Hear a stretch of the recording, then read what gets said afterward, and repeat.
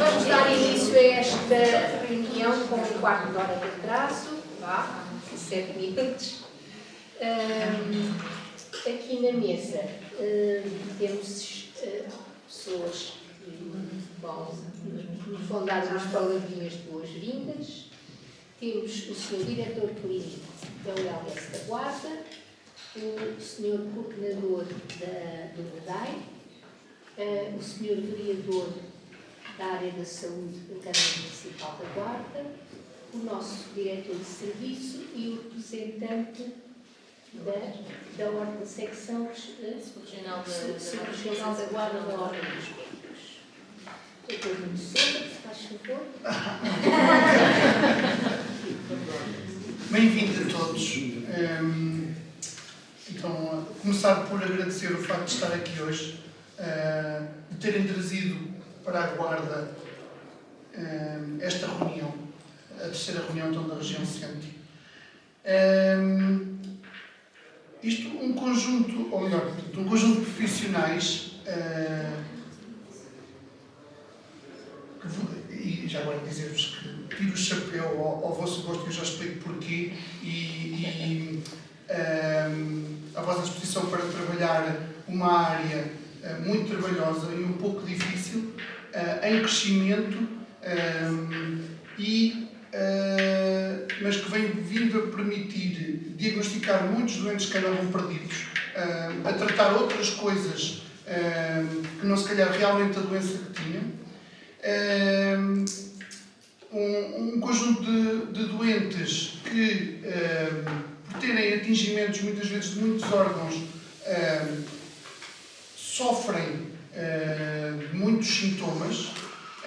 Isto acaba por mesmo se traduzir, daqui que me lembro, e já explico, acabam por ser doentes muitas vezes com um padrão biopsicossocial um bocadinho diferente, se pensarem, com muitas vezes uma personalidade já modificada, provavelmente pela doença.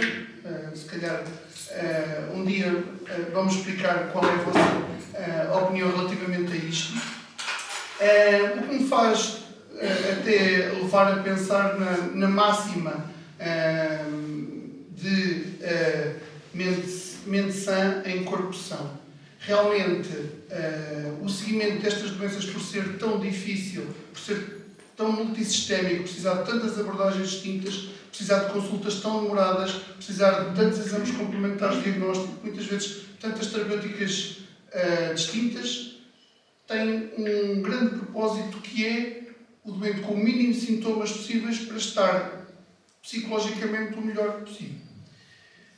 E eu estou a dizer isto porque é um conjunto de doenças que me é muito grata, porque quem me conhece sabe que a minha vida profissional começou na pneumologia e, enquanto recém-especialista, foi-me dada a oportunidade de abrir aqui na ULS da Guarda a consulta de doenças difusas do parênquima pulmonar. Por si só, então, já tem aqui um conjunto comum com os assuntos e os aspectos que vou falar aqui hoje. E por isso eu vos dou o justo valor que estava aqui a falar. E posto isto, como já me estou a alongar, votos de um proveitoso trabalho, uma proveitosa oportunidade de interação e de aprendizagem. Obrigado.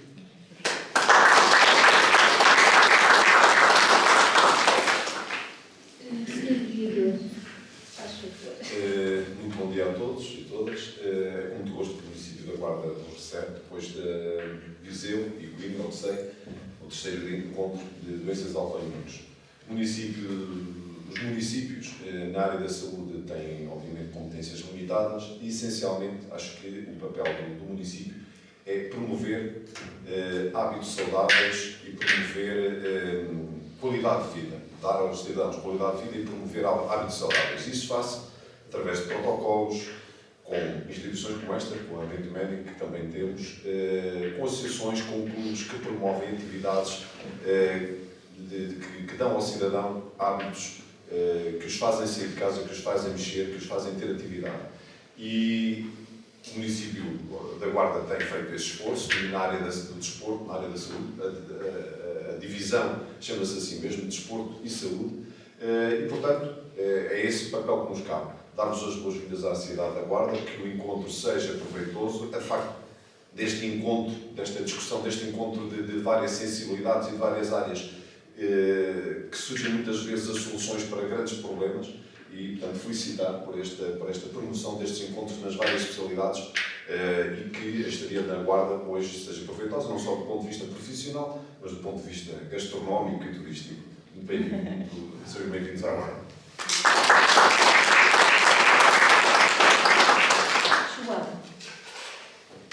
Bom dia, dar-vos as boas-vindas, obviamente. O Sr. Diretor do Serviço de Medicina. Dar-vos as boas-vindas. Encontro aqui caras amigas, conhecidos, etc., colegas de trabalho e médicos, enfermeiros, área do laboratório. Portanto, temos aqui uma excelente representação daquilo que são o interesse, ou que é o interesse pelas doenças autoimunes. Uma muito breve referência.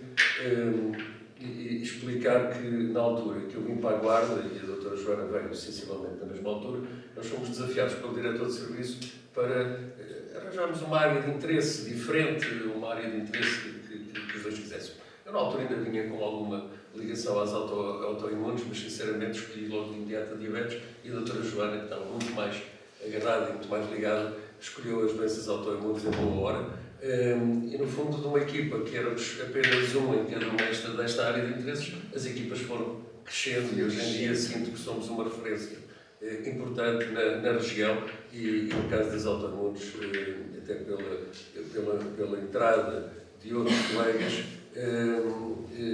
veio na verdade desenvolvendo e tem na verdade expressão hoje em dia, na minha opinião. Eu sou guardense e agora neste momento, fui aqui lotado, portanto sinto que temos importância no país também, a nível nacional. E dizer também que na altura, uma altura em que a Joana me confidenciava, agora vêm os reumatologistas, como é que isto vai ser?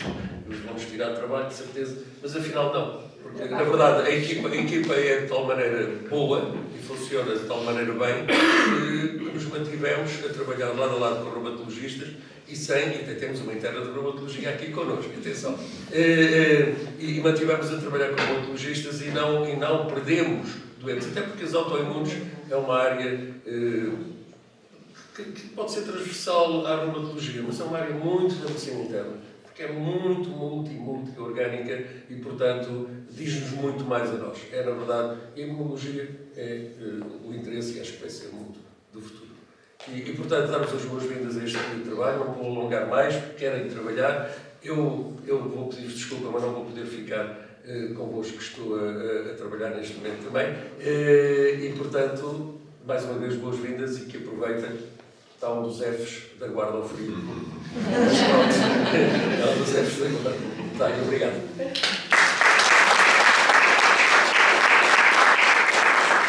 A propósito de frio, eu pedi para abrirem as janelas, mas se estiverem frio, fechamos. Não sei se estão confortáveis ou não. Ora, então, agora vai tomar a palavra a representante do Conselho Superregional.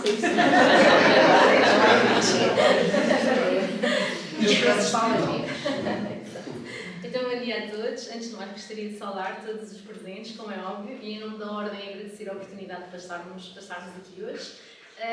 Primeiramente, como é óbvio, felicitar as minhas colegas da Comissão Organizadora e o Grupo de Estudos das Doenças Autoimunes por esta iniciativa. Acho que numa época em que a medicina tem sido tão complexa e tem passado por tempos tão conturbados, iniciativas destas são sempre bem-vindas. A partilha de conhecimentos, a interação, o trabalho em equipa são sempre muito bem-vindos à nossa área e esta é uma boa oportunidade, creio eu, para desenvolvermos essas competências. Assim sendo, então, em nome da Ordem, dar-vos uma palavra de agradecimento pela resiliência, pela vontade, por estarem aqui, por partilharem connosco e por nos darem esta oportunidade também de estarmos aqui hoje. E desejo-vos uma boa reunião e um bom dia de trabalho a todos. E por fim, eu vou dar Carlos Carneiro, que é o responsável por tudo isto. Sou responsável. Bem, antes de mais, bom dia a todos. Quero desde já felicitar a comissão organizadora, na pessoa da doutora Joana Veres, pelo dinamismo e pelo sucesso desta reunião e deste encontro, e de todo o seu grupo, que permitiu não só realizar aquilo que nós tínhamos idealizado há um ano atrás e que temos passado por inúmeras cidades do país, dividindo estas networks entre as grandes regiões do Norte, do Centro e do Sul e Ilhas, em que só este mês estivemos em Elvas, estivemos em Penafiel, estivemos na Figueira da Foz, estamos aqui hoje na Guarda, já passamos por Guimarães, já passamos por outras regiões, por Setúbal e por aí fora, e é incrível como é que nós vemos que quando as coisas são de alguma forma direcionadas para aquilo que é a utilidade e aquilo que na nossa prática clínica, a adesão tem sido massiva exatamente nesse contexto. Quero, por outro lado, agradecer, obviamente, a todos vós, e que isso é muito importante, porque estas reuniões só fazem sentido se vocês estiverem cá, e tenho um intuito próprio que, dentro das nossas unidades hospitalidades, podemos criar pontes entre os vários centros, mas sobretudo entre as várias especialidades. E é muito importante que nós não trabalhamos sozinhos e trabalhamos em prol dos nossos doentes. Razão pela qual, e quero obviamente partilhar convosco, aquilo que nós muitas vezes já tínhamos tido como principal objetivo, que foi o próprio Registro Nacional de Doenças Autoimunes, que conseguimos começar a revitalizar há 3 meses atrás, e posso-vos dizer que ontem, na nova plataforma, já temos mais de 1000 doentes inseridos, 1015 doentes, e conseguimos revitalizar a plataforma antiga, em que temos no total neste momento 4600 doentes já registados dentro da nossa plataforma de doenças autoimunes, o que nos permite ter aqui um grupo bem massivo, exatamente aquilo que nós na nossa prática clínica, portanto o nosso trabalho, que muitas vezes não se vê, isso é muito importante, que dentro das nossas administrações hospitalares, o nosso trabalho que muitas vezes nós fazemos fora da nossa prática, da nossa atividade assistencial, é uma atividade que é mensurável neste momento e que acaba por alguma forma de se traduzir em termos do ponto de vista multissistémico, como foi referido, este tipo de doenças e de alguma forma a integração entre elas. Não queria deixar de vos convidar para, obviamente, que estas reuniões vão se manter. Nós temos o programa destas reuniões ao longo destes anos e já temos que, apesar de ainda não estarmos no final do ano, elas vão continuar. A próxima será na Figueira da Foz e, portanto, eu quero de alguma forma vos convidar a todos para que possamos nos encontrar em dezembro lá e, obviamente, mantendo este dinamismo, mas, sobretudo, o mais importante para mim é realmente dar os parabéns mais uma vez a quem dinamizou e fico muito, muito feliz porque realmente que às vezes nós falamos de litoral e interior, falamos de norte e centro e de sul, mas o mais importante é que todos nós estamos a lutar para o mesmo. E aqui é o mais importante, e portanto isto, uma casa cheia, neste caso, num sábado de manhã, reunidos pelo mesmo intuito, é realmente a mostra que realmente estamos a querer lutar mais e melhores e que podemos trazer, sendo agora integrados em ULS, portanto, não torna não só da medicina geral e familiar e também da parte hospitalar, como um conjunto e para as cidades, uma forma de promovermos a literacia na saúde, são os próximos projetos que nós podemos ter em relação em conjunto com a comunidade, com a parte hospitalar, mas sobretudo com as autarquias e em conjunto e sobretudo com a chancela da Ordem dos Médicos, que realmente está com todos e eu agradeço o facto de estarem aqui presentes para podermos lutar para o mais e melhor. Muito obrigado.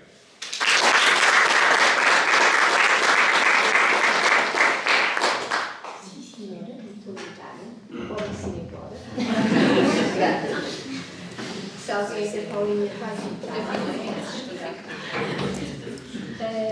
eu vou fazer a primeira comunicação. Vou pedir à doutora Nádia que venha até aqui para dar apoio e ao mesmo tempo também apresentar a doutora Nádia como futura coordenadora do doenças autónomas. Porque eu estou prestes a reformar.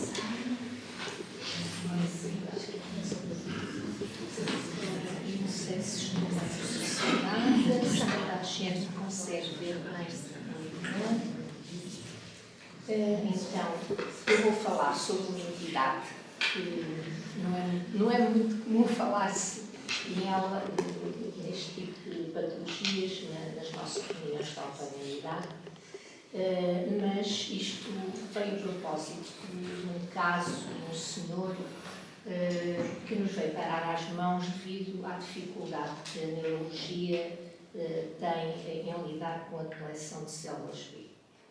Isto é a súmula da minha apresentação. Vou falar sobre definição de encefalite, encefalites autoimunes, anticorpos e síndromes, critérios de diagnóstico. Passarei depois à encefalite límbica e, dentro das encefalites límbicas, a encefalite A, ILG e U, a sua história, a sua epidemiologia, as suas manifestações clínicas. Aquilo que nós não vimos, porque este senhor veio inúmeras vezes à urgência, foi visto por muitos internistas e nós não cheirámos a situação. O diagnóstico foi feito no Serviço de Medicina Intensiva. E depois vou mostrar o painel de anticorpos que se fazem no nosso hospital. Vão para o Centro Hospitalar do Porto, não é? E falar sobre a terapêutica, o prognóstico, tirar algumas conclusões e, por fim, apresentar o caso clínico. Vou tentar fazer isto em meia hora.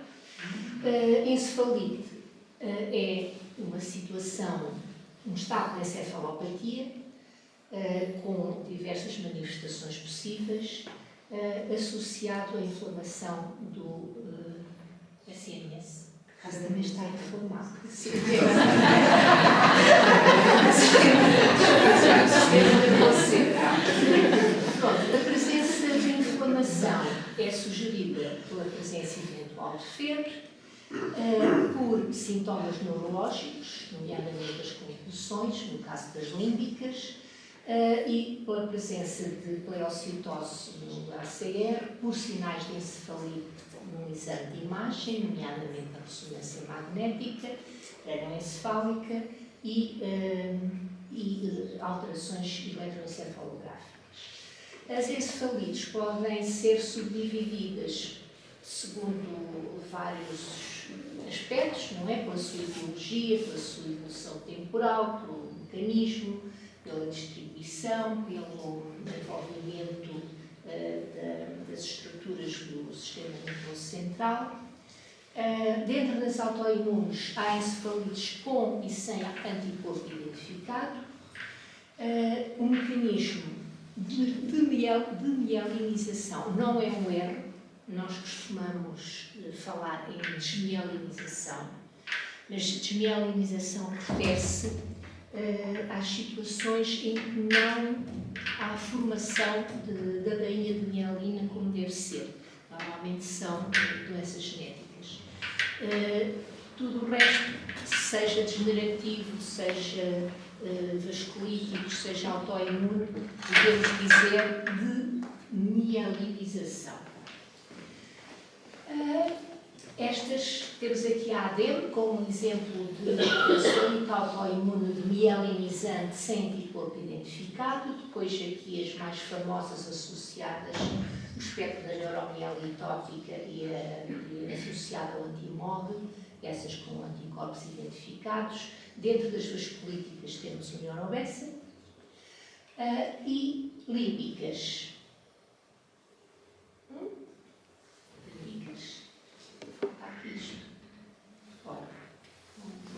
Pronto, dentro dessas encefalites, algumas delas são límbicas e, no caso daquela que vamos falar, é efetivamente límbica, autoimune, é inflamatória, associação a anticorpo específico, a evolução é subaguda e é isto. As encefalites autoimunes podem se dividir em dois grandes grupos, de acordo com os antigénios contra os quais os anticorpos se dirigem. Os intracelulares estão normalmente associados à presença de neoplasias, são os chamados síndromes paraneoplásicos de mediação imune. A mediação é T, não respondem ou respondem mal à imunoterapia, tem que se tratar a neoplasia subjacente. E depois temos o outro grupo em que os anticorpos se dirigem aos antigénios de superfície, em que a mediação é B, e que tem boa resposta à imunoterapia. E agora, o Grauss, que é um senhor nesta área, propôs em 2021 que se dividissem as encefalites de acordo com o risco de associação a neoplasias, que são normalmente antigénios intracelulares. Temos risco elevado, risco intermédio e risco baixo. Os fenótipos são muito variados, é claro que não vou falar neles. As neoplasias malignas associadas são várias. No caso, era aqui que apareciam as límbicas. No caso das encefalites límbicas, algumas são associadas a anticorpos de alto risco, a médio e a ligeiro, e no caso da nossa, temos, portanto, quando existem neoplasias, o que acontece em menos de 30%, e no caso da encefalite LGI1, em cerca de 6% dos casos, quando há neoplasias, são normalmente benignas, quioma, tumores neuroendócrinos, ocasionalmente o tipo de tumor maligno e, por vezes, a neoplasia da mama e testicular. Os critérios de diagnóstico foram estabelecidos também por Grauss, antes, há mais tempo, em 2016, e têm que estar presentes 3 destes critérios. Um critério clínico, em que se instala em menos de 3 meses, de forma subaguda, sintomas neurológicos ou sintomas psiquiátricos, que às vezes também se confundem. Daí a velha guerra na urgência, se isto é da psiquiatria ou se isto é da neurologia. Tem que haver alterações imagiológicas sugestivas de encefalite e tem que se fazer uma exclusão razoável de outras causas. Além disso, têm que estar presentes sinais focais, de início recente, convulsões de novo ou, portanto, é um deles, portanto, pleocitose no LCR.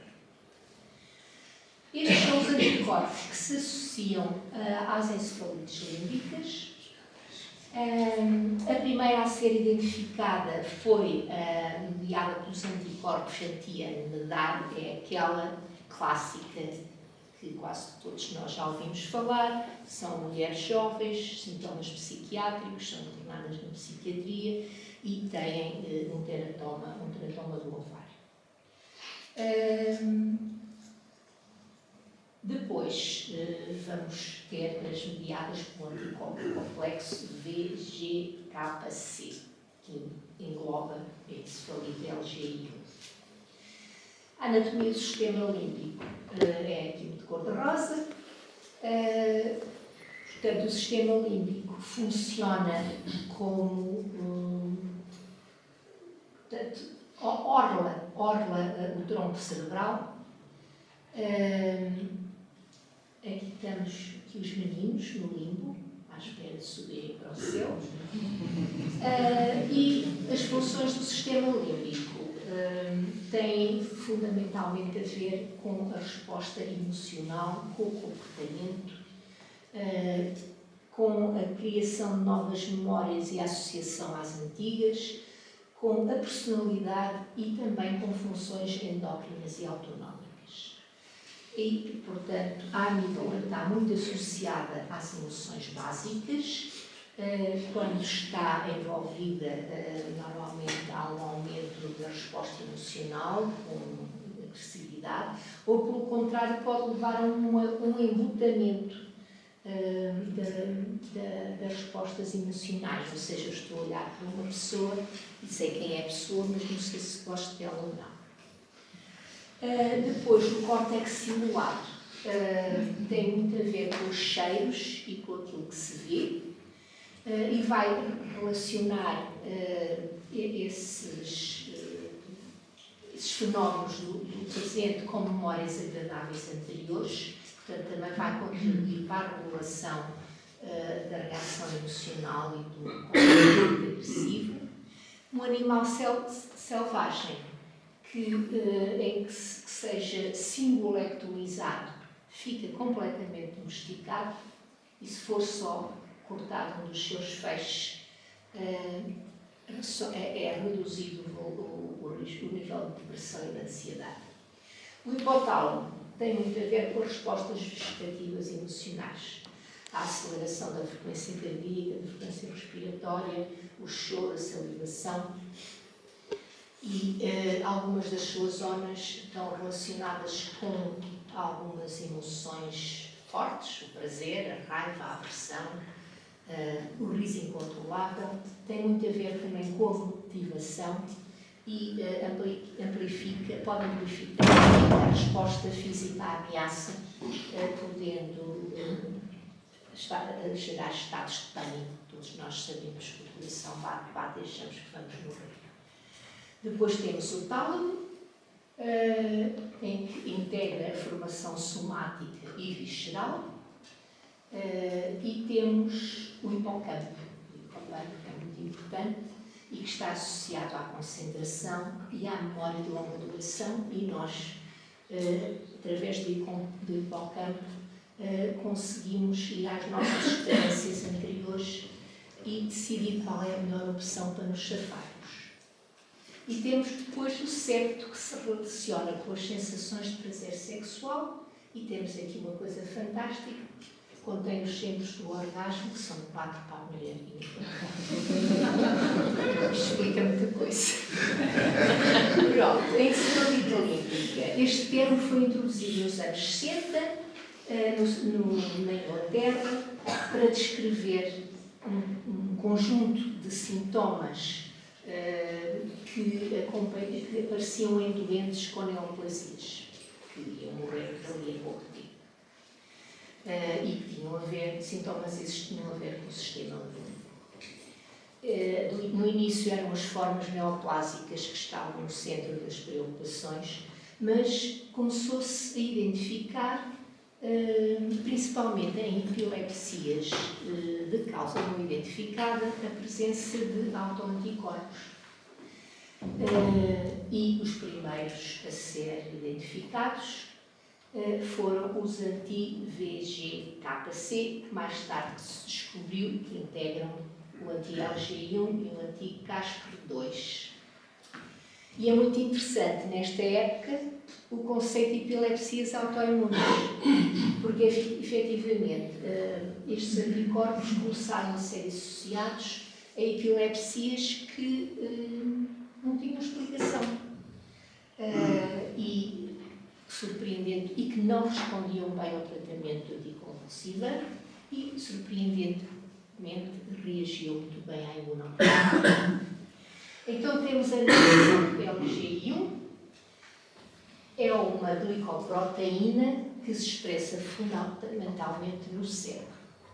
Ela está envolvida no desenvolvimento do sistema nervoso central, e temos, portanto, uma mutação genética que leva à epilepsia do lobo temporal de transmissão autossómica dominante e está envolvida no seu funcionamento, e quando é comprometida, atacada pelos anticorpos,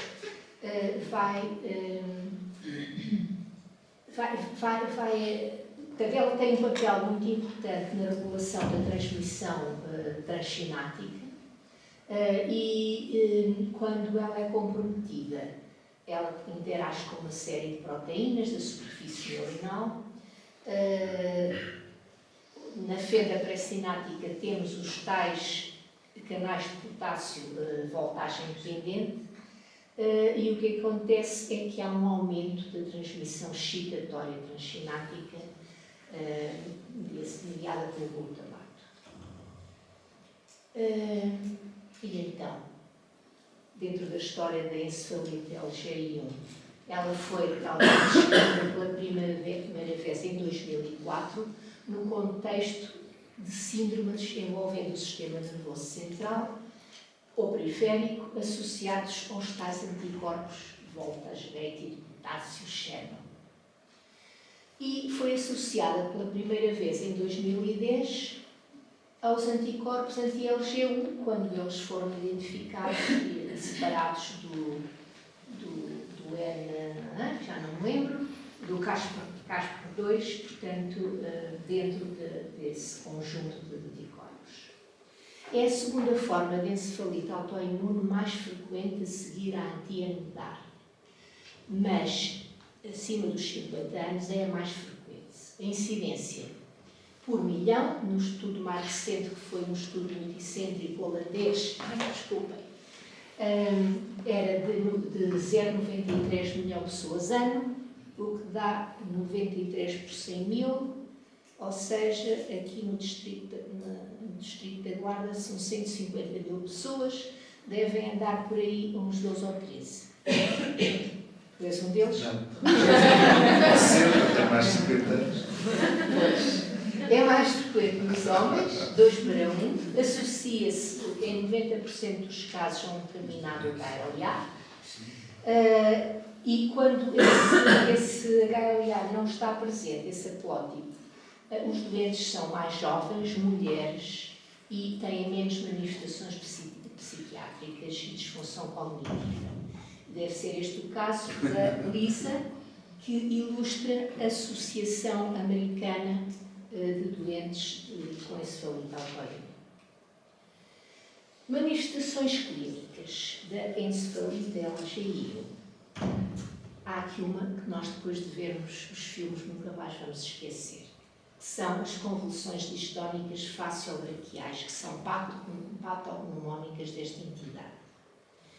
Depois, uma coisa muito importante e que também pode ser a chave para o diagnóstico é a hiponatremia recorrente, e depois temos as alterações psiquiátricas e neurológicas. E aqui temos as FBDS, as iniciais inglesas, que são contrações bruscas e breves, normalmente com menos de 3 segundos, envolvendo um braço e a face ipsilateral ou a face do membro inferior. Quando envolve a mão, as coisas caem. Quando envolve a perna, a pessoa pode cair. Em 24% dos casos há vocalizações ictais.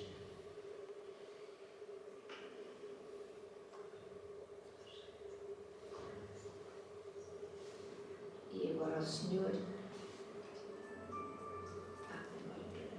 Vamos lá ver se este abre. Podem ser muito ligeiras e muitas vezes são interpretadas como tiques nervosos e a pessoa vai ao psiquiatra. Tendem depois a serem progressivamente mais intensas. Os estímulos sonoros e emocionais podem ser um fator desencadeante e, tipicamente, cursam sem alterações da consciência. A pessoa não tem aquele compromisso que normalmente se associa à epilepsia, embora tal possa acontecer, como nós vamos ver aqui neste filminho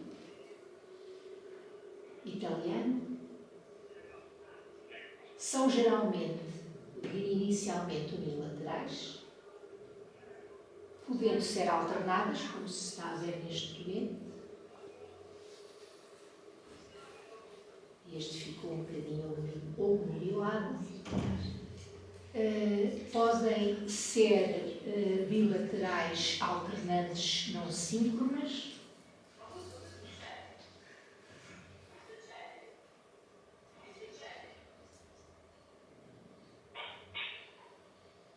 E podem também envolver o tronco.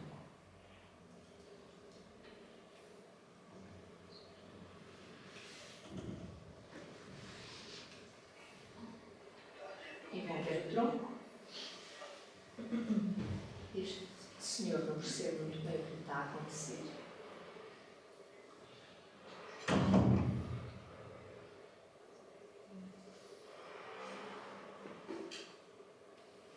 aqui envolve também as pernas.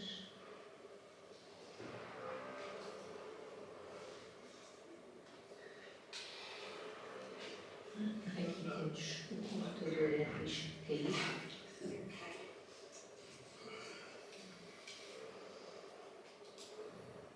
Aqui envolve fundamentalmente os membros inferiores, se o senhor estivesse de pé caía. E começam por acontecer uma vez por semana, depois progressivamente cada vez mais frequentes, até que por fim chegam às centenas de vezes por dia. Cada 2 ou 3 minutos a pessoa tem um movimento deste. Podem acontecer quer durante o sono, quer no vigília. Também podem ocorrer fenómenos de twitching e com o avançar da doença, normalmente ao fim de 3 meses, surgem as convulsões tónico-clónicas generalizadas e o estado mal epilético, que foi o que aconteceu com o nosso doente. Tipicamente não respondem aos antiepiléticos, só em 10% dos casos, e são altamente sensíveis à imunoterapia. O início precoce da imunoterapia é muito importante porque vai prevenir o déficit cognitivo que em mais de 50% dos casos está presente ao fim de 3 meses. Tem havido uma grande controvérsia em relação à natureza deste fenómeno, havendo quem defenda que é um distúrbio do movimento, havendo quem defenda que se trata de uma forma de epilepsia, e neste momento é esta a corrente dominante. Também muita controvérsia sobre a origem das descargas, são frontais, são temporais, são corticais, são subcorticais, mas a noção que neste momento prevalece é de que existe um network que envolve os gânglios basais, envolve o córtex frontal e o córtex temporal e, portanto, é dentro deste circuito que as coisas funcionam e temos ali... isto não funciona, não tem. Pronto, temos ali aqueles focos na base do cérebro e corticais. Desculpa? Pois é. No eletroencefalograma existe caracteristicamente uma atividade infraslow, portanto, abaixo do limite normal de 0,5 Hz. E aqui, neste traçado, nós vemos o traçado de infraslow, uma descarga Y mexe o braço, e por aí fora, infraslow, e mais uma descarga, e pronto. Depois temos a hiponatrémia. A hiponatrémia é muito frequente nestes doentes, acontece em cerca de 70%. É mais frequente nos doentes que têm um anticorpo positivo no LCR, que é também nestes doentes que os sintomas psiquiátricos são mais intensos. E atualmente considera-se que isto tem a ver com um síndrome de secreção inadequada de hormona antidiurética, ligado à presença de anticorpos LG1, portanto, no hipotálamo. Em 40% dos doentes também estão presentes hipomagnesemia e hipofosfatemia, que não são um achado normal no SIAD. No artigo que li, eles também não eram claros em relação ao mecanismo disto, mas diziam que podia ser outra chave para o diagnóstico. E ter em conta que a imunoglobulina endovenosa vai agravar transitoriamente a hiponatrémia. Com a imunoterapia, tudo isto se resolve. Temos, por fim, as alterações psiquiátricas, que ocorrem em 50% dos doentes, e as alterações neurológicas, outras para além das convulsões distónicas faciobraquiais. A psicose está muitas vezes presente, alucinações visuais, paranoia, agressividade. E temos os critérios já não quanto tempo? Já não sei. 5 minutos. Os critérios de diagnóstico definitivo para a encefalite límbica, também estabelecidos por Grauss, que são muito parecidos com os da encefalite em geral, só que neste caso as alterações na ressonância têm que estar focadas nos lobos temporais. As doenças a excluir são fundamentalmente a doença de Hippo, o SIAD por tumor neuroendócrino. E depois temos um dos dois que é a pleocitose no LCR e as alterações eletroencefalográficas. Temos ali aquela ressonância, não é? Com uma hiperintensidade a nível dos lobos temporais. E o que é muito interessante nestes critérios é que baseados na clínica, na ressonância, no ECG e na análise do líquor, nós podemos estabelecer um diagnóstico possível ou definitivo da encefalite límbica e avançar com a imunoterapia enquanto chegam ou não chegam os anticorpos, que normalmente demoram. Atenção também, que o eletroencefalograma pode ser normal, a ressonância é normal em 50% dos casos, o LCR na maior parte das vezes é normal. Podem não se identificar anticorpos, no entanto, se nos aparece um senhor com aquele tipo de convulsões e com hiponatrémia, é uma encefalite de LG. Estes são os anticorpos que fazemos no nosso hospital. Isto foi a conclusão do tal estudo multicêntrico holandês, no qual participou também o Danoiseau, e eles aqui fazem algumas recomendações. No caso da LGI1, ela deve ser doseada no soro. É aí que é no soro que a accuracy é superior. A terapêutica é tratamento imunomodulador o mais rápido possível, desde que se cumpram os critérios de diagnóstico de encefalite límbica e que a PL tenha excluído causas infecciosas. Em relação à repetição de anticorpos, eu vou avançar, se não, gente não se despacha, portanto, tem interesse repeti-los quando o doente atinge a remissão, para depois termos um baseline em relação a recaídas ou agravamento sintomatológico ou à não resposta à terapêutica. A primeira linha são os corticoides. Aqui neste trabalho, nesta publicação da Maia, ficou muito claro que a resposta na fase aguda é maior com a corticoterapia. Normalmente são pulsos de metilprednisolona, 1 grama, 3 a 5 dias. A razão dessa eficácia é atribuída ao facto de que estes anticorpos anti-LGI1 são IgG4. E pronto, e como todos sabemos, a doença relacionada a IgG4 responde muito bem à broad immunosuppressive effects dos esteroides. A imunoglobulina venosa ou a plasma floresce em determinadas circunstâncias, se houver falência respiratória, normalmente associado ao estado mal epilético, ou uma disautonomia severa. Quais preferir? A IgIV é mais acessível, é mais simples. A plasmaflorese, pois terá interesse quando há risco trombembólico alto ou na hiponatremia severa, que já sabemos que a imunoglobulina venosa vai aumentar. Na segunda linha, temos o rituximab ou ciclofosfamida. Na ciclofosfamida praticamente não se fala, é o rituximab a utilizar-se se não houver resposta adequada aos 14 dias após os pulsos de corticoide, eventualmente imunoglobulina com plasmaflorese. É muito eficaz no tratamento da agressividade e deve ser feito, mesmo que a primeira linha leve à remissão, porque diminui muito a percentagem de recaídas. E temos aqui 2 estudos.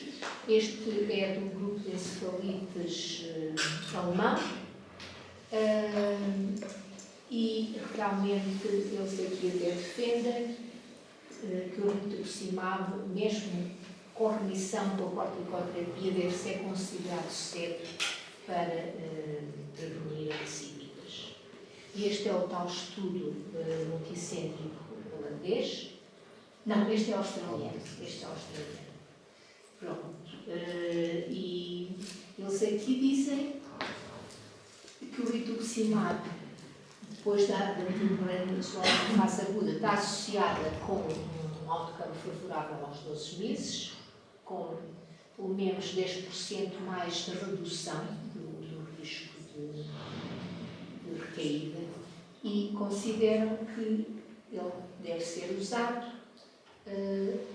de acordo com o grau de coleção das células B de uma forma regular. Entretanto, temos aqui uma coisa chata, que fica evidente neste estudo francês, que 2 pacientes recaíram durante a terapêutica com rituximab, apesar de não terem CD19 detectáveis. Entretanto, também está estabelecido que o MMF ou a azathioprina reduzem o risco de recaída, e nas situações refratárias a tudo isto, temos 2 hipóteses de tocilizumab ou betozolamab. Então, o algoritmo. O prognóstico é razoável. As pessoas ficam normalmente com alterações mnésicas persistentes. Só 15% das pessoas é que consegue voltar ao trabalho que tinha antes. E na ressonância magnética pode-se ver atrofia do hipocampo, principalmente quando a imunoterapia é feita mais tarde. Tem uma mortalidade entre 1% e 19%, normalmente associada ao estado mal epilético. E estas são as conclusões. O diagnóstico pode ser difícil, o doente aparece nas urgências ou vai à consulta de psiquiatria ou de doenças do movimento. A ressonância pode ser normal em metade dos casos. O LCR pode ter proteinorráquia e pleocitose, mas muitas vezes é normal. E temos aqui a patognomicidade das convulsões distónicas faciobraquiais, o que, associado à hiponatremia, pode ser chave para o diagnóstico. E devemos ter sempre, perante um doente com confusão e hiponatremia que acha um sintoma neurológico, devemos considerar a encefalite LGI1 como uma das hipóteses de diagnóstico. A imunoterapia deve ser, logo que se tenha reunido critérios e excluído a infecção bacterial, deve consistir em pulsos de metilprednisolona, pode ser necessário associar a IgIV ou plasmaferese, e o rituximab diminui o risco de recidiva e deve ser iniciado precocemente, embora num estudo em que foram pedir as opiniões de neurologistas, já não sei em que país era, a maior parte era contra. Pronto, isto faz-nos lembrar aqui qualquer coisa, não é? Pronto, e este é o caso clínico. Este senhor, que tem 68 anos, vive com a esposa, atualmente trabalha tem um mini mercado, e o senhor tem muita agricultura, tinha hábitos alcoólicos moderados, é caçador, tem armas em casa, o que é significativo, como vamos ver à frente. Trabalhou em França, nas minas de talco, que são muito lindas, mas onde só se pode trabalhar 5 a 6 meses por ano, devido à altitude. E o senhor vem à urgência a primeira vez, porque não conseguia pronunciar bem as palavras, a língua enrolava-se, tinha um sólido de 132, foi internado na unidade de AVCs, depois de ter feito 2 taques, não se viu nada, angiotaque também não se viu nada, a não ser a traumatose. Ele desorienta e fica agressivo ao 6º dia, entende-se que é uma situação de privação alcoólica e tem alta para a consulta de AVCs no dia 24/12. Quando sai, faz uma convulsão que é testemunhada por um enfermeiro e o senhor reentra com um sódio de 119. Novamente, táxi angiotário, tudo normal. Tem alta com o diagnóstico de crise convulsiva por hiponatremia secundária à clorotantalidade. O senhor vai à tal consulta da AVCs, onde a família diz que o senhor continua, tem uns episódios diários de apenas alguns segundos de movimentos do membro superior direito, a memória também não está boa. O senhor tinha ido a um neurologista na privada que fez uma ressonância que foi inconclusiva, tinha tido necessidade de aumentar o levetiracetam e de associar um outro antiepilético, que eu nunca tinha ouvido falar, que é o Penitanel. Tinha ido a um psiquiatra que disse que não tinha doença psiquiátrica nenhuma e em abril, portanto 4 meses depois, o senhor reentra na urgência com 2 episódios. Portanto, lá estão os tais 3 meses, que é o tempo que medeia entre o início e o status epilético. E o senhor entra com 2 episódios convulsivos em 7 minutos, a fazer doses altas de antiepiléticos, com um sódio de 118, e entra em status epilético com compromisso ventilatório, transferido para o Serviço de Medicina Intensiva, onde se viu um ECG que tinha sido pedido pela consulta da AVCs e realizado uns diazinhos antes, que mostrava crises eletroclínicas motoras faciobraquiais. E, muito bem, avançaram com o pedido de anticorpos no LCR. A ressonância mostrou aqui um hipersinal subtil nas áreas límbicas. Faz metilprednisolona 5 pulsos 1000 e, por orientação da neurologia, faz 4 sessões de plasmaferese, mas depois há um catéter que sai, depois mete-se outro catéter e o outro catéter também sai, tinha que se meter um terceiro catéter e então decide-se, além disso havia muita instabilidade hemodinâmica e decidiu-se não se prosseguir com a plasmaferese e decidiu iniciar o rituximab no internamento da enfermaria de neurologia, para onde ele transita. E é feito um pedido de consulta de risco de infecção e imunomodulação. Aí a colega registra que o senhor tem períodos de agitação, vários despertares noturnos, esquecimentos, confusão, estaria orientado com um discurso coerente e a colega faz o trabalho que tinha a fazer. Temos um nível positivo em contexto de PP prévia, prescreve as vacinações que faltavam. Isto, nesta altura, o senhor estava no CC, Unidade de Cuidados Continuados, e da qual teve alta a 23 de junho. E 2 dias depois veio à urgência porque a tensão não andava bem. O colega que o recebe diz que o senhor tem uns espasmos musculares e que referia também em casa alguma coisa parecida. Isto, 25/6. A 27/6, o senhor vai à urgência porque andava a cair muito, faz uma convulsão tónico-clónica generalizada e tem um sódio de 114. É internado em medicina, tenta bater no enfermeiro, tem alta com quetiapina. Depois há aqui outro tipo de complicações que não interessam muito ao caso. Há aqui uma isquémia gástrica que a cirurgia queria empontar porque tinha tudo a ver com o sódio, que era muito baixo, mas depois a TAC lá mostrou as alterações isquémicas e o senhor faz uma gastrectomia linear e vai novamente à medicina intensiva por choque hipovolémico e distributivo.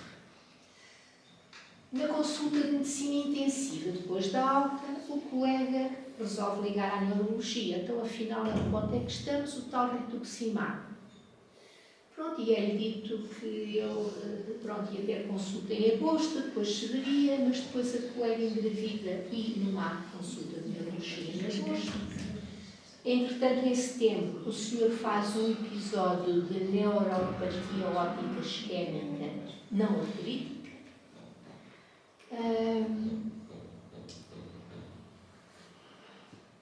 E em novembro é internado na psiquiatria com mandato de condução. Pronto, por um quadro paranoico.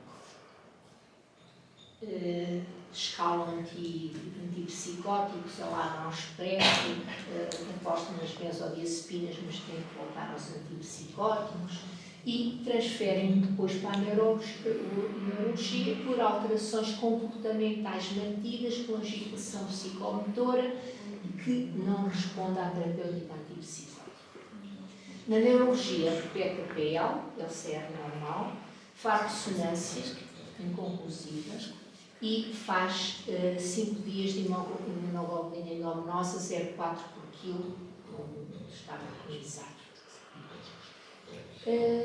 E tem alta com indicação de que ia ser chamado para fazer o rituximab.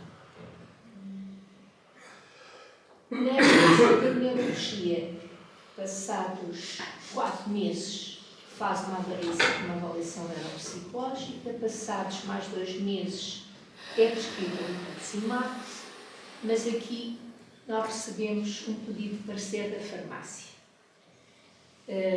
pronto, que só foi dado uns vizinhos largos depois.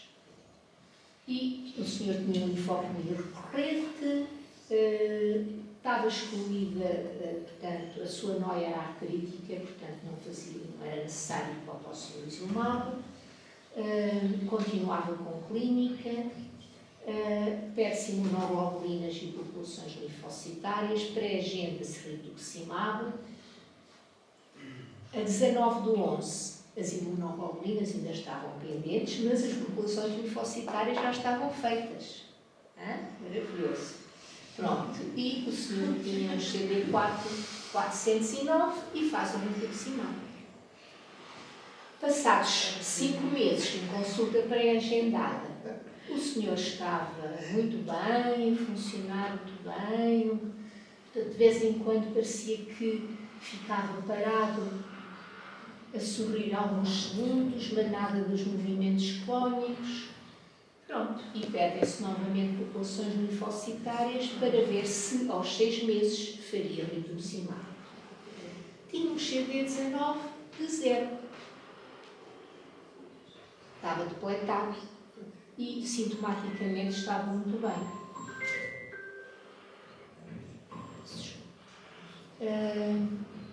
Entretanto, é decidido não fazer o rituximab. O senhor vai a uma consulta de neurologia passados 3 meses, estava ótimo, o colega faz a avaliação neuropsicológica e estaria como antes ou ligeiramente melhor. E agora, no dia 21/8, a filha telefona-me em pânico, que ele estava novamente paranoico. A esposa cheia de medo, esconderem-lhe as caçadeiras. Prescrevia haloperidol para a mulher enfiar na água, mas não resultou. Tinha consulta pré-agendada para setembro, 3 meses depois, para ver como é que estavam os CD4, o CD19. O senhor veio sozinho à consulta, não permitiu que a mulher o acompanhasse. Completamente um quadro de paranoia florida. Provável surto psicótico associado à sua encefalite. Falo com a psiquiatria, eles propõem aqui antipsicóticos. O senhor telefona a dizer que eu estava a dar calmantes e que ele não precisava de calmantes e estava muito bem. E agendei rituximab. Tinha CD19, 1. Agendei rituximab 8/9 e o senhor não aparece. Pronto. E estamos neste ponto. Surto psicótico em doente com encefalite, anticorpos, anti-angiolíticos. Isto é devido à encefalite. E deveria ter feito o rituximab aos 6 meses, apesar dos C19 serem 0. E uma questão mais geral. aos colegas. Devemos esperar por repopulação para fazer rituximab ou devemos fazer aos 6 meses, independentemente dos valores de CD19? E pronto, o senhor vai fazer uma ressonância, vai fazer anticorpos novamente, tem uma consulta agendada para 30 de outubro e estamos à espera a todo momento que ele apareça na urgência novamente com mandato de condução. Existe em Portugal, isto foi criado em fevereiro, no CHUC, portanto, um grupo de estudos em neuroimunologia e encefalites que está aberto a todos os médicos de todas as especialidades. Peço desculpa por me ter atrasado. E agora avança o Dr. Artur Paiva a falar sobre coleção de células B. Bem, tem tudo a ver, não é?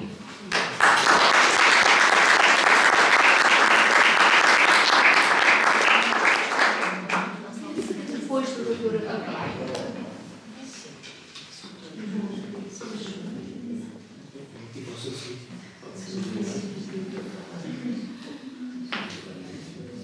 Bom dia a todos. Antes de mais, agradecer o convite da doutora Joana Veras.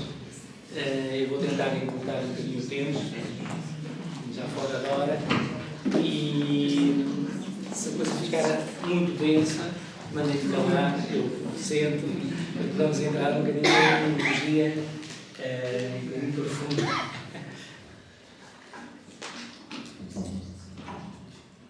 Bom, eu pus 3 questões que eu acho que todos sabem responder a elas, podem estar associadas à terapêutica com anti-CD20. A primeira, pois, muito evidente, que é que células é que são depletadas com a terapêutica anti-CD20. E todos vocês vão dizer, pois, as células B. E se eu perguntasse quais as células B? Ou quais as que não são depletadas? Se calhar já seria mais complicado. Ou serão só as células B a ser depletadas? Não, não são. Se esta terapêutica vai interferir com as células T, e vai, e se é possível monitorizar o sistema imunológico para ver, ao longo da terapêutica, se ele começa a ficar comprometido. Portanto, maior dificuldade na resposta a infecções ou infecções mais complicadas.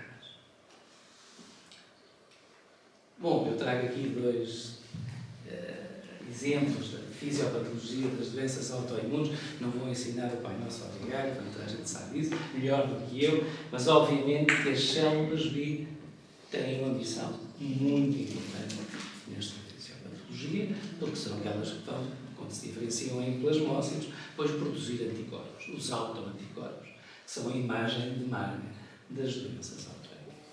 Mas que, obviamente, há interações importantes entre as células T e as células B, e as células T estão também claramente envolvidas na fisiopatologia destas doenças.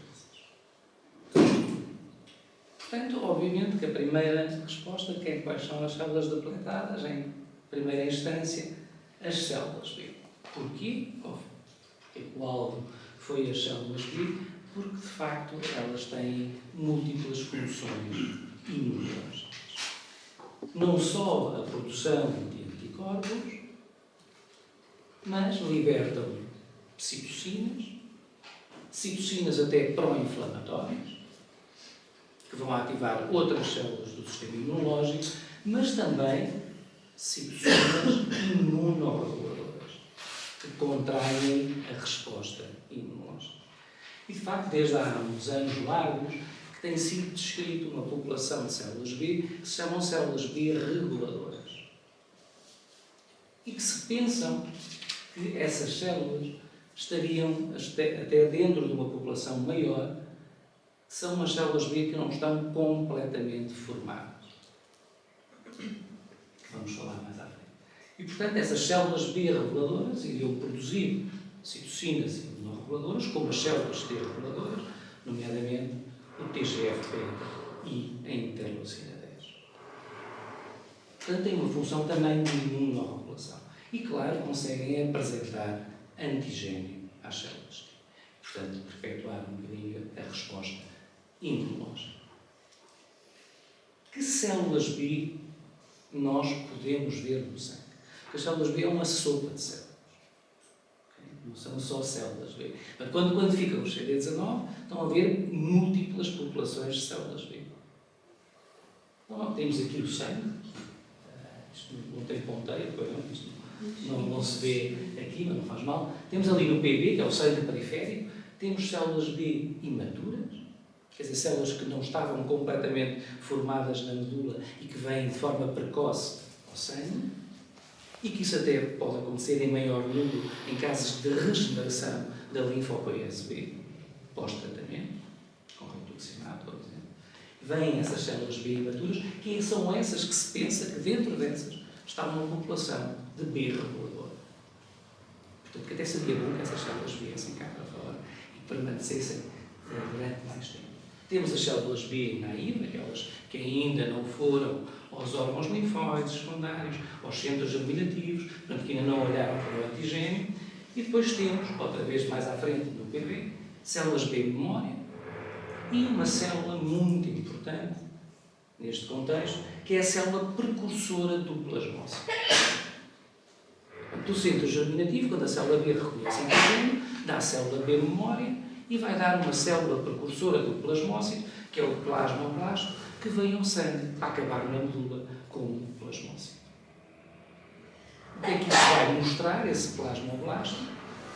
Centro germinativo ativo. Por exemplo, na infecção por SARS-CoV-2, quando toda a gente andava a estudar o Covid, tínhamos casos em que dentro das células B, 30% a 40% dessas células eram precursores dos plasmócitos. Okay? Portanto, resposta humoral ativa e grande contra a infecção. Portanto, temos várias populações no sangue periférico. E vemos que depois, dentro de cada uma delas, depois há a memória IgM, IgA, IgG, IgG1, 2, 3 e 4, IgG1, IgA1, A2. Portanto, temos mais de 20 populações diferentes de células B no sangue periférico. Quando pedimos o CD19, apanhamos-las todas. Menos uma pequena parte do plasmoblasto que já não tem CD19. É uma parte muito pequena. O número de CD19 engloba isto tudo. Aqui estão os números e as populações que nós conseguimos identificar e também, dentro das células B, memória, os diferentes compartimentos em função da imunoglobulina que eles expressam na membrana e no citoplasma da célula. Bom, eu trago-vos exemplos da importância dessa monitorização em estudos que nós temos. Temos em esclerose múltipla e temos em lúpus. Bom, há uns anos publicámos que em esclerose múltipla, tratada com interferon, que havia diferenças nas células B do sangue periférico. E que vocês vão perceber agora que essas diferenças fazem sentido. O que é que aumentava sempre que havia uma recidiva? Até no doentes com esclerose múltipla acidente remitente, quando havia uma recidiva, aumentavam os plasmoblastos, o tal de célula precursora do plasmócito. Aqui isso queria dizer, centro germinativo ativo, vai haver aumento da produção de autoanticorpos. E, claro, que o ratio entre as células B imaturas transicionais, aquela onde está aquela população de células B reguladoras e de plasmoblastos, diminuía em recidiva quando comparado quando o doente estava estável. Portanto, uma monitorização com um efeito claro nas células B e com resultados que mostravam a importância dessa monitorização. Vejam que nos casos em que havia a altura de quando ele estava em remissão e quando estava em recidiva, que os plasmoblastos aumentavam e que as células B imaturas transicionais diminuíam. Claro, quando fomos ver a mesma coisa, mas agora com rituximab, vemos exatamente a mesma coisa. má resposta à terapêutica quando a percentagem de células B imaturas diminuía e os plasmoblastos aumentavam. Portanto, eu diria que, se calhar, faz sentido monitorizar este tipo de tratamento, não olhando só ao número da célula B, mas olhando para dentro destas principais subpopulações de células B, porque elas podem ser informativas. Mas, se formos ver no lúpus, também publicámos já em 2015, que nós, com as células B imaturas transicionais, conseguimos ter 2 clusters de doentes. Uns com doença ativa, outros com doença inativa, mas que alguns estavam fora, aqueles 4 que estão ali daquele lado direito, que estavam no sítio errado, no cluster errado. Quer dizer que havia um com doença inativa que estava do lado da doença, do grupo de doença ativa. O que é que aconteceu a esse doente? Teve um flare e passou de um CELVAI de 2 para um CELVAI de 6. Então estávamos a prever que aquele doente iria ter uma progressão da atividade da doença.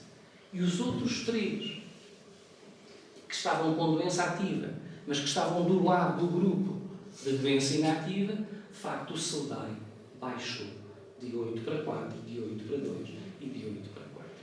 Quer dizer que estamos a entrar naquilo que se chama agora muito da inteligência artificial e da medicina preditiva, porque estamos, com base num conjunto de parâmetros, estudámos estes 4 parâmetros nas células B imaturas, todos associados ao complexo do receptor das células B para o antigênio, que conseguíamos prever o que é que podia acontecer ao bem. Células B claras, depletadas, importante se calhar ir um bocadinho mais longe na sua identificação, para se ter uma melhor leitura daquilo que se está a obter, e as células T. As células T são depletadas, com terapêutica anti-CD20. E é Podem ser estimulação, indiretamente. a estimulação São depletadas porque há umas células T que têm CD20. Ok? Vamos ver mais à frente. Bom, células T, costumo dizer aos alunos, é o pior pesadelo que eles têm. Porque estão a ver as múltiplas populações funcionais que as células T têm.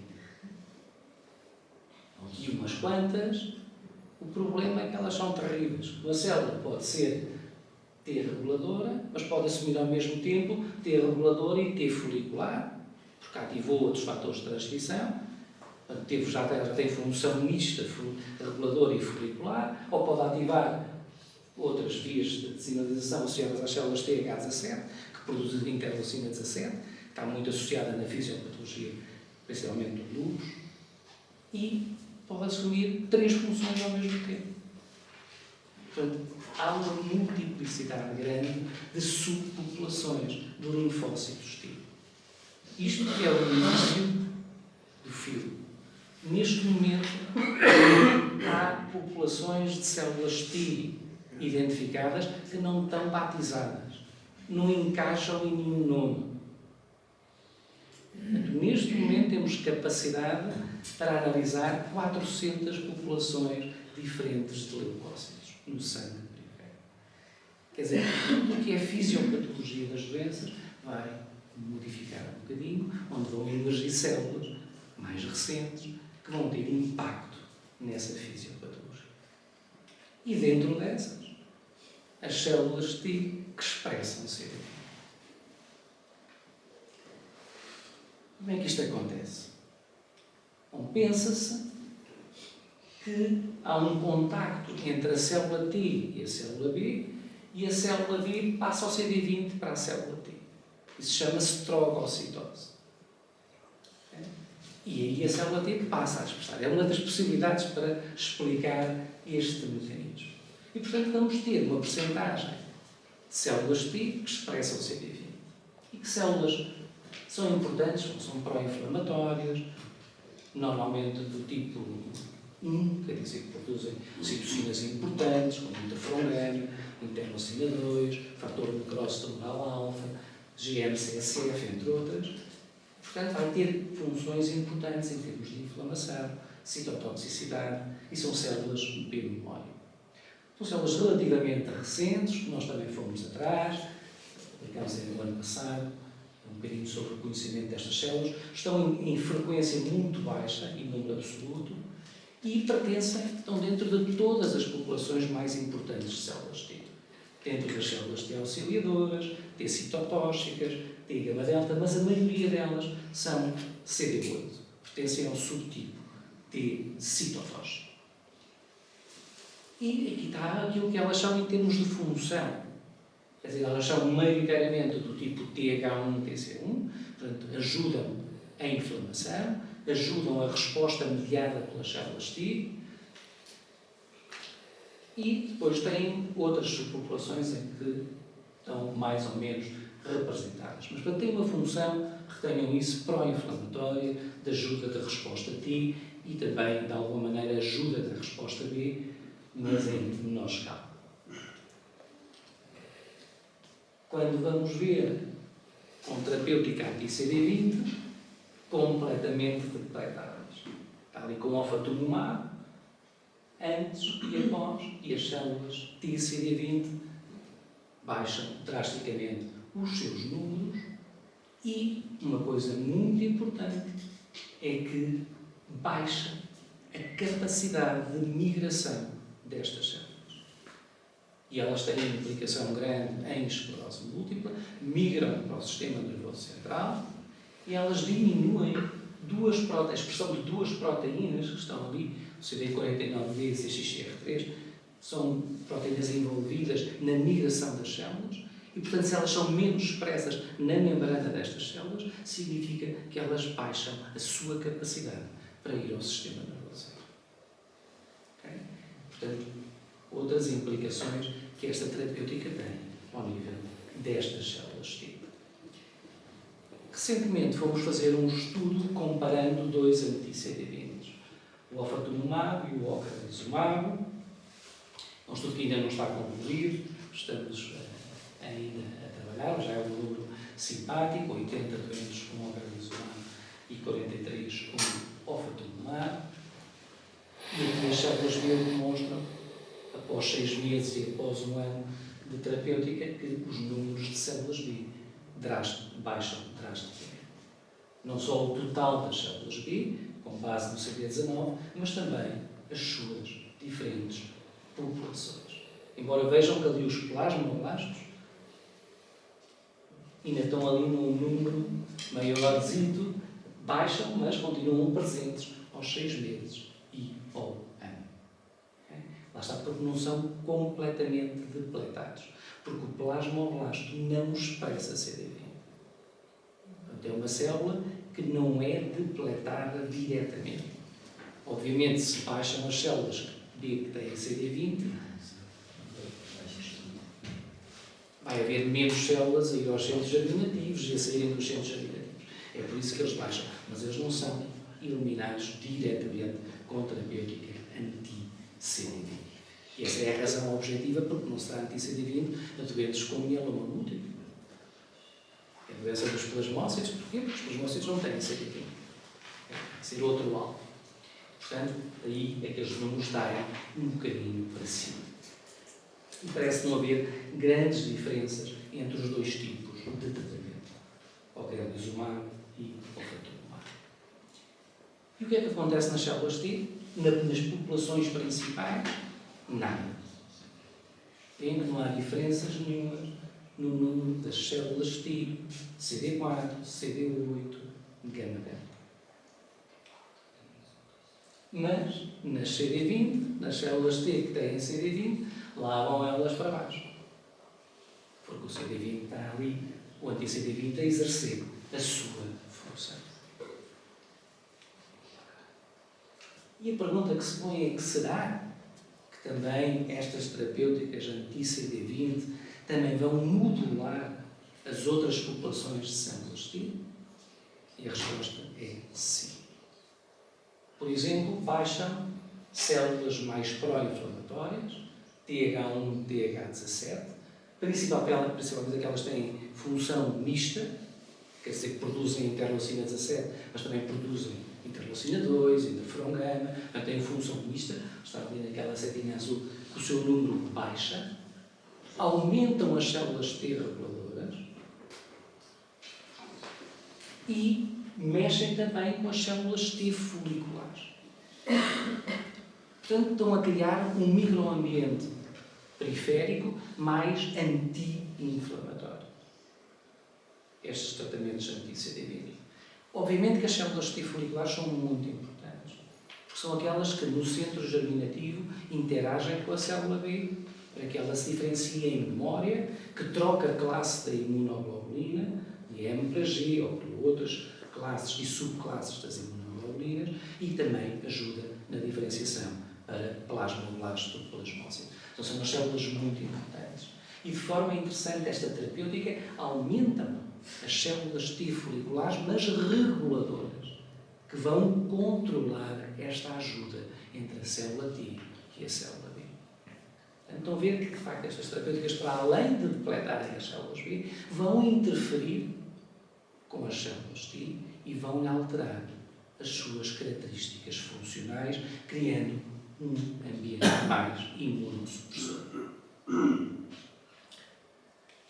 E que, inclusive, baixam os números de células T autorreativas, no caso da esclerose múltipla.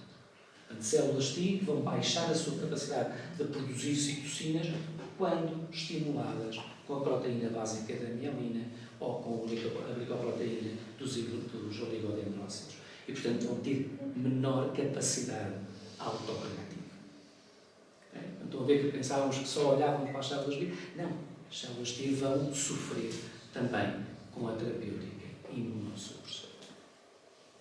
A questão também que os neurologistas nos punham no jogo é que se isso interfere com o sistema imune, se há em determinadas circunstâncias vamos ter que parar, porque o sistema imune já está muito modulado. E, portanto, como podemos ver isso? Dizer-vos que na atualidade há, e foi publicado em 2022 e agora também em 2025, valores de referência, eu não trago todos, em função da idade. Quer dizer que vocês podem comparar os valores que vos chegam com os valores de referência para todas estas subpopulações. E ver o quão alterado o sistema imunológico periférico está quando comparado com os. Para concluirmos, terapêutica anti-CD20 induz alterações importantes no sistema imunológico, nomeadamente ao nível das células T e das células B. Parece que nas células da imunidade inata não há grandes alterações, inclusive nos monócitos, inclusive nas células dendríticas, são as células mais importantes na perpetuação da resposta imune adquirida, não inata, da ligação às células T e às células B. Parece que não há grandes alterações. Falta conhecer outro tipo de alterações noutras células, nomeadamente nas células linfóides inatas. São um novo mundo de células que estão a ser descritas, que vimos que algumas dessas alterações podem servir como biomarcadores da atividade da doença e que tudo isto está a mudar, porque vamos conseguir ver tantas populações de linfócitos que até agora nada foi descrito e ver que impacto é que isto tem na fisiopatologia em primeira instância e depois na monitorização das terapêuticas. Era basicamente isto que eu vos tinha. Agradecer à unidade de citometria. Eu estou ali por trás para o que faço menos, está à frente do pessoal de trabalho. Eu esqueci-me de apresentar o Dr. Filipe Paiva, que é o coordenador desta unidade. E é o Serviço de Neurologia, que estamos a trabalhar de forma muito ativa neste momento em esclerose múltipla. E a Bruna, que foi uma recém-licenciada em Medicina, fez a sua tese de mestrado neste trabalho comparativo entre as duas terapêuticas anti-CD20. E obrigado.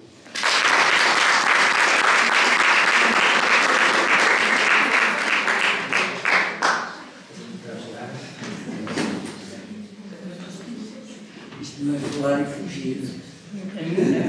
Isto não é falar e fugir. Já vamos. Estamos a ver bem. Ainda dá para Olha, então podemos agora conversar um bocadinho sobre isto. Não sei se querem colocar alguma questão. Doutora Joana, antes de mais agradecer, porque o caso da encefalite límbica é fascinante e de facto leva-me a pensar quantos casos subdiagnosticados não temos nós aí nos hospitais, na consulta de psiquiatria, que não foram identificados e que foram dados como situações perdidas, digamos assim. Se bem que essa acuidade creio que está a alterar-se com o que temos agora disponível em termos de exames laboratoriais e imunológicos, etc. Claro que esse doente parece, portanto, a complexidade é grande, é alcoólico, não é? Era inicialmente alcoólico. Bebia ali uns copinhos, não é? Nada especial. E depois há ali algumas particularidades há algumas particularidades que enquanto internista me deixam a pensar, nomeadamente aquela noia que ele teve, não é? Portanto, a isquémia também a nível gástrico, que sugere que possa ter ali mais alguma coisa por trás. Pronto, a pergunta que lhe fazia era se fez PET, se despistaram também outro tipo de vasculites que podem estar implicadas e que também traduziriam um quadro eventualmente semelhante e cuja ressonância poderia ser aquela que apresentou, tinha realmente, parecia haver algum envolvimento microvascular e cujo o diagnóstico em termos de PL também poderia ser aquele. Curiosamente, o rituximab também pode ser usado nesse tipo de vasculites, não é? E a resposta poderia ser favorável, portanto, seria por aí uma das perguntas. A outra, naturalmente, acredito que a hiponatremia tenha também sido estudada, não é? E que não tenha sido escolhida ali outras causas para aquela hiponatremia, que também, por si, pode ser um evento perpetuador de crises epiléticas de base. Até porque, como é um doente que depois necessitou de várias terapêuticas de foro psiquiátrico, muitas delas também perpetuam a própria hiponatremia, não é? Portanto, a complexidade é múltipla e em várias vertentes. Portanto, ia só fazer essa questão adicional. Não, efetivamente não se pensou nisso. Não pensei em fenómenos de vasculite associados, embora acho que isso é pertinente. Não é? Claro que o senhor tem aquela patologia aterosclerótica, mas muita gente tem patologia aterosclerótica. 100, 110, 112. Ele só convulsivava quando tinha esses valores ou não? Eu acho que pode também ter um síntoma neoplásico, não é? A PET ajudaria no contexto da vasculite e no contexto paraneoplásico, só para termos a certeza que estamos a falar realmente de uma encefalite límbica mediada por anticorpos e não por outro tipo de eventos. A ideia que há. Pronto, a PET, como todos sabem, mostra hipermetabolismo e o hipermetabolismo depois não se sabe que origem tem e isso muitas vezes confunde mais do que ajuda.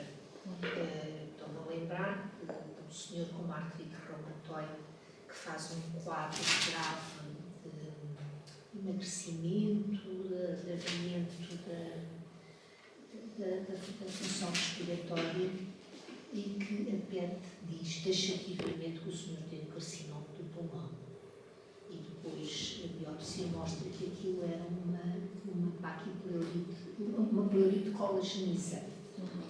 E em relação à encefalite autoimune, eles dizem que sim, pode ser feita à PET, tendo em conta sempre que, apesar da sua sensibilidade, não é, ao hipermetabolismo, esse hipermetabolismo pode significar muita coisa, não é?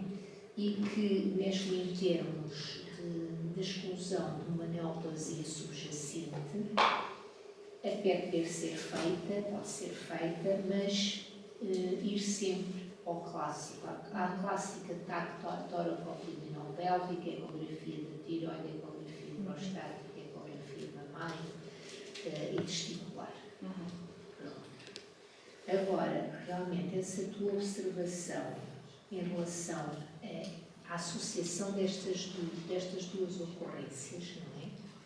A neurite óptica isquémica e a isquémia gástrica, pois acho que levantaste aí uma questão que é importante e se calhar temos que Mas ir atrás disso.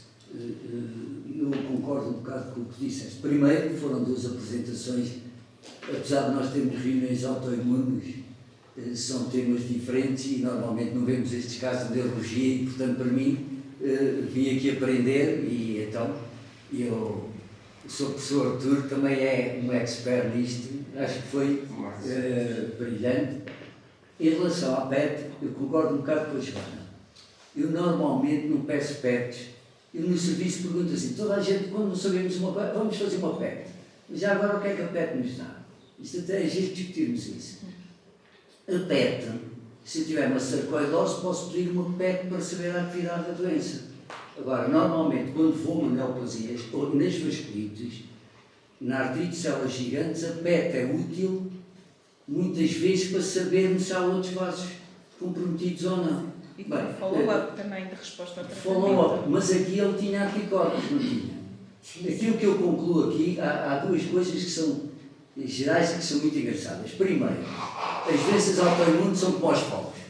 Quanto mais cedo os apagamos, como os fogos, como os incêndios, quanto mais cedo os apagamos, já fica em todas as doenças assim. Mais cedo os curamos. Estas encefalites parece que é a mesma coisa. Ficarão menos sequelas neurológicas. A segunda é que a psiquiatria, não está aqui nenhum psiquiatra, para não? A psiquiatria se calhar qualquer dia acaba. Melhor, transforma-se em neurologia. Eu vou-vos explicar porquê. O síndrome de Lafayette fazia umas caretas, olha, aquele é maluco, tem anticorpos e tem. Até o Munchausen agora também já tem anticorpos. E depois descobre-se, eu fico até perante esta, enfim, sopa, como diz ali, sopa de anticorpos. Quantas doenças, que era o que estava a dizer, quantas doenças psiquiátricas não serão neurológicas? Aqui a questão depois é, também há uma coisa, pode haver muitas pessoas com anticorpos que não tenham a doença. Cautela. Esse aí é uma aula, é uma lição que podemos ter e no LS de Coimbra... Não sei se isso se aplica nesta entidade. Olha, sim, mas no LS de Coimbra temos outra coisa. Há anticorpos que nem aparecem, porque os seus doutores patologistas escondem-nos e só a neurologia é que pode.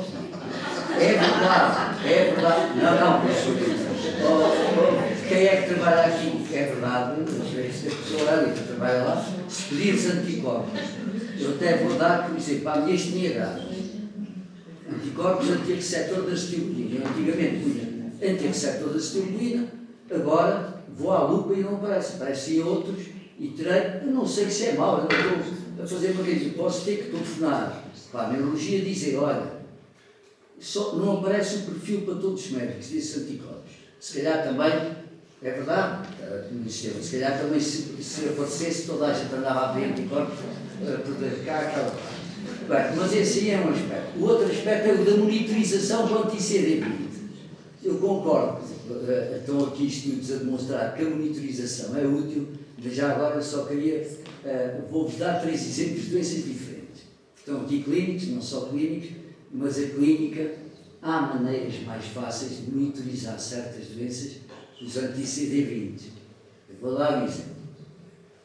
E depois o rituximab também está on demand, há pessoas que dão-se on demand ou on contínuo. Mas eu dou um exemplo. Por exemplo, nas guidelines das vasculites, nós damos rituximab nas ancas positivas, na fase de indução, e depois, ao fim de 6 meses, podemos fazer manutenção, independentemente dos anti-CD20. Ou seja, as guidelines não dizem lá, se virem bem. Fase de indução, antiga doença de Weber, rituximab. Agora vamos fazer, portanto, não, a fase de indução, faço rituximab, ao fim de 6 meses, pode-se fazer novamente rituximab, ou pode-se fazer metoprolol, etc. Esse aí é um ponto. No lúpus, isto indivíduo quando é velho, já viu, se calhar, não é dezenas, centenas de lúpulos, cada marcador, isto é muito chique que aprendi isto, até foi com o doutor Nuno Riso, cada doente tem o seu marcador, e normalmente esse marcador é fiel no mesmo doente. Vamos lá ver se eu me explico. Eu vejo a doutora Joana, lagarto, e está doente. E quando está doente, eu vejo a primeira vez, vejo que ela tem um complemento baixo, e tem proteinúria e tem outras queixas. Depois de eu a tratar, o complemento normaliza. Chama-se isso que ela é concordante com o complemento. E eu já sei que a doutora Joana, quando tiver o complemento baixo, vem aí tempestade, como o professor Artur dizia em relação àquele gráfico que sabíamos através dos anti-CD20 que tinha aí a doença. Outras doentes não é o complemento, é o DNA nativo. Outros até têm uma leucopenia, é só. E nós devemos ser fiéis a esse marcador. Para isso é que temos que ver os doentes no início. Mas pronto, acho que já alonguei, mas é só uma... Eu concordo em relação à PET, todavia, aqui era no sentido de, para já, um indício de algum paraneoplásico e depois acho que a vasculite há até de ser descartada, uma vez se não tiver envolvimento renal, se não tiver outro tipo de envolvimento, restam-nos outros poucos exames, a não ser uma angiografia, não é? Pronto, para melhor caracterização, se for ancas negativas, não é? Tinha lá uma artificial gigante, agora tenho várias, mas nós em temos que eles às vezes ficam bem com angiografia normal e, curiosamente, o que a Joana estava a dizer, às vezes fixam e o indivíduo diz assim... Mas também deixam de fixar. Quando nós no início temos um doente com uma vasculite de grandes, médios vasos, estancalhados, etc., no início, se identificarmos foco e depois servir de monitorização, há resposta, a gente consegue identificar essa resposta. Nós temos tido alguns casos em que com boa viabilidade. Há outros em que dizem ainda há um foco e depois vamos confirmar e há, efetivamente. Portanto, também depende de onde é feita a peça, depende de onde é e do marcador que se usa, do contraste, não é? Se é Gálio, se não é, etc. Porque aí as respostas... foco, a questão é essa. Não, imagine, se dá com tocilizumab, o AVS nunca vai ser, AVS ou PCR nunca vai ser discriminadora disso, não é? Portanto, depois não é fácil, mas aí entramos noutro ramo. E eu só perguntar, ele respondeu às imunoglobulinas no início, doutora Joana, que eu fiquei na dúvida. No início não fizeram imunoglobulinas, fez plasmafrese. Plasmafrese. E imunoglobulinas chegou a fazer? Fez depois. E respondedor? Ou não? Fiquei na dúvida. Não é muito claro, também não percebi. Pronto. É que se eu fosse um respondedor às imunoglobulinas, poderíamos ir buscá-las mais vezes, não é? Porque tem uma semivida, não é? Também. E poderia estarmos, e dada a baixa dos CD19, alguns doentes que responderiam, não é? Se ele for um respondedor, não é? E fazer ciclicamente, poderia ser aqui. Depois, quando pediram parecer, fui rever o caso. Pronto, e tive que me cingir àquilo que estava registado. E agora, eu imagino que sim, tenha havido resposta na medida em que as tais alterações psicóticas que não estavam a conseguir controlar na psiquiatria terão melhorado. E o anticorpo desapareceu? Ou não? Na repunção, na PL, o anticorpo L... não, essa PL não foi pedidos anticorpos. Embora também digam que pronto, não é... pode não ser indicador... Não é, já no LCR, eles só aparecem positivos quando são muito elevados no soro. E, portanto, eles devem ser a ser monitorizados no soro. Sim. Embora parece que não há assim uma correlação estabelecida entre subidas e descidas e atividade ou remissão da doença. Relativamente à segunda apresentação, portanto é fascinante, não é?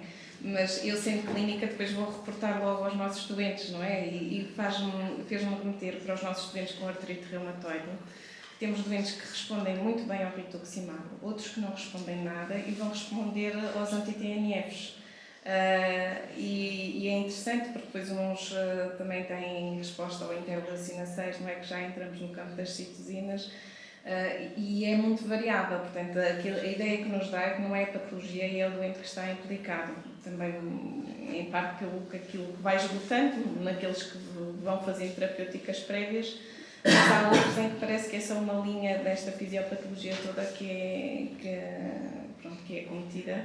E isso faz-nos entender um bocadinho o porquê do que é que está aqui implicado em termos de resposta às terapêuticas, porque estamos a falar de CD20 e CD19, que são vias totalmente distintas nestes doentes da artrite reumatoide, assim como outras, naturalmente. Até porque no lúpus já temos também doentes a serem tratados com infliximab quando não respondem a mais nada, quando o lúpus era o paradigma da doença portanto, associada a linfócitos B, não é? Portanto, e agora percebemos que também há outros que respondem a outras vias. Portanto, temos muito a aprender. Se a gente quiser estudar uma célula, é cada tiro, cada metro. É isso. Estão todos alterados. O ideal era fazer isto para cada doente, não é? No mundo imaginário, no planeta.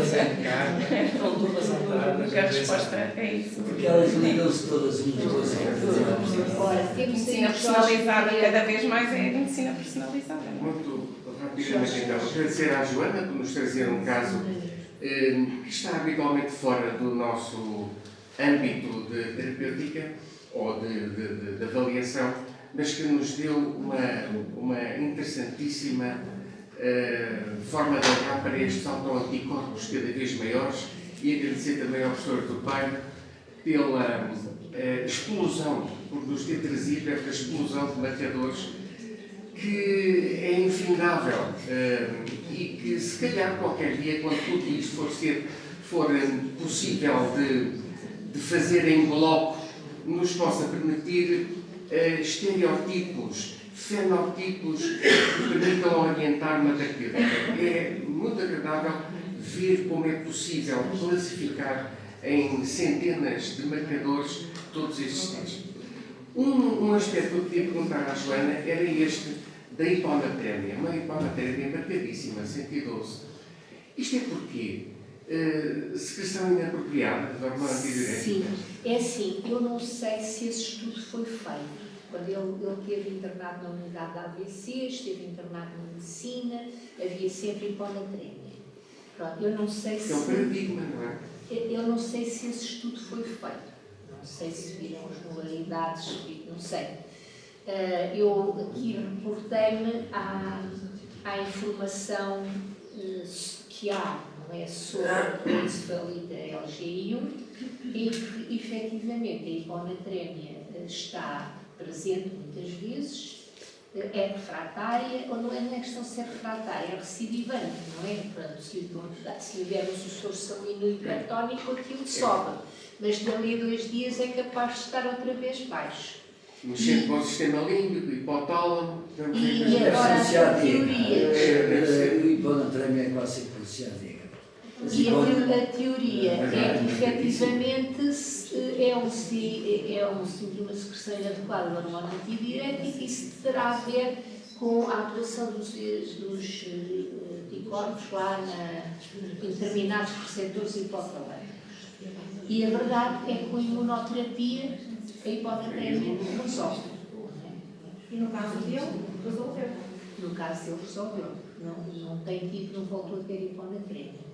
Agora, portanto, pediu também o sódio. Eu acho que tendo havido essa resposta, porque depois de ele ter feito o rituximab, fica francamente melhor. Portanto, a dúvida a hipótese de ir buscar, fazer novo tratamento com imunoglobulina, eu acho que tendo havido resposta ao rituximab, porque não fazê-lo novamente? Ainda por cima, a imunoglobulina é um doente que já faz vários eventos isquémicos, faz uma isquemia gástrica, faz uma anoia. Portanto, a imunoglobulina com o seu efeito adverso de tromboembolia, de eventos simbólicos, tendo havido resposta ao rituximab, e é mais cara. E é mais cara. É necessário repetir 3 em 3 semanas. E agora estou aqui a pensar na cronologia dos acontecimentos, tenho que ir verificar se a noia não foi a seguir a ele ter feito a imunoglobulina. Tenho que ir verificar isso. Querias ter mais alguma coisa? Pronto, então eu ia aqui colocar 3 questões muito concretas.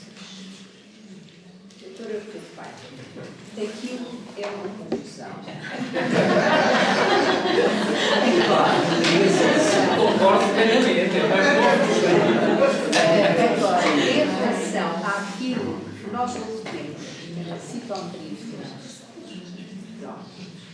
CD3, CD4, CD8,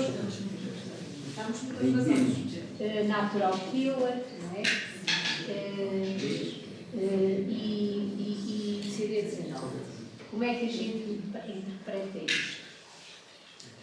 Foi aquilo que eu mostrei. Se faz a terapêutica anti-CD20, as células CD19 são as células B, vão-se embora, ou crescem muito.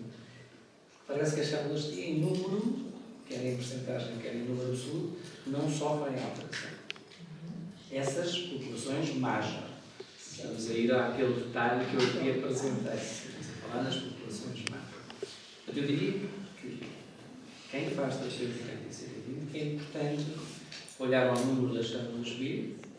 Concordo com o Dr. Fortuna, que há evidências mais fáceis para ver, ou então seguir as guidelines, fazer a terapêutica aos 6 meses e já está. Mas para olhar às células B, eu diria às células B, mas nos seus compartimentos magem. Células B naive, memória, precursores do plasmócio e células imaturas. Acho que esses são os mais informativos e que chegam. E já existe, já Sim, pode sim, ser sim. avaliado? Sim, sim. Será naquela coisa em que nós pedimos populações linfocitárias B? Na coisa. Para se acrescentar mais coisas à coisa, o doutor vai saber quais são as coisas que vocês querem. Porque ele não vai, ou então criar só uma frase, dizer avaliação expandida. Sim, isso podemos. Ou então avaliação pós-linfocima. Isso é uma coisa fácil, se o Artur perceber o que é que nós vamos dizer com isso, ele recebe um pedido da guarda que diz avaliação pós-linfocima, ele já sabe que tem que ir àquele. O resto é muito académico. Temos que ver isso mais nessa linha. Apesar de muitos destes parâmetros, desta confusão, vão entrar em algoritmos de medicina preditiva. Quer dizer, já há, por exemplo, trabalhos que descrevem um doente com mieloma, na altura do diagnóstico, com um conjunto de parâmetros, com base em inteligência artificial, se consegue dizer ao doente se vai ou não vai responder bem ao tratamento. Se vai alcançar a doença residual mensurável negativa, quer dizer, a ausência da resposta. E esse é o fator mais importante neste momento ao desafio do futuro. É induzir doença residual mensurável negativa. E isso vai dar sobrevida livre de progressão, sobrevida livre de doença durante mais tempo. Ou o diagnóstico, com base num conjunto de 10, 12, 14 parâmetros, entre eles parâmetros imunológicos. Okay? Portanto, tudo isto vai entrar no futuro. Já não é para mim, que já está a formar, mas para aqueles que vêm, que vão entrar nestes algoritmos de inteligência artificial. Doutor Artur, pode partilhar comigo aquele slide dos valores normais que eu recordei com o seu partido. Segunda pergunta, isso nós temos discutido nas nossas reuniões, não é? Esta questão. Vamos ligar ou não ao número de CD19 para fazer a rituximab. Eu, pronto, fui criada com a ideia de que se devia-se verificar sempre. E tu, Nádia, já várias vezes disseste que se calhar não era importante. Qual é a opinião das pessoas? Fazem rituximab sem pedir o CD19? Eu faço muitas vezes sem pedir o CD19. Nós, a maior parte das vezes, não pedimos os CD19. Pedimos imunoglobulinas, mas não pedimos os CD19.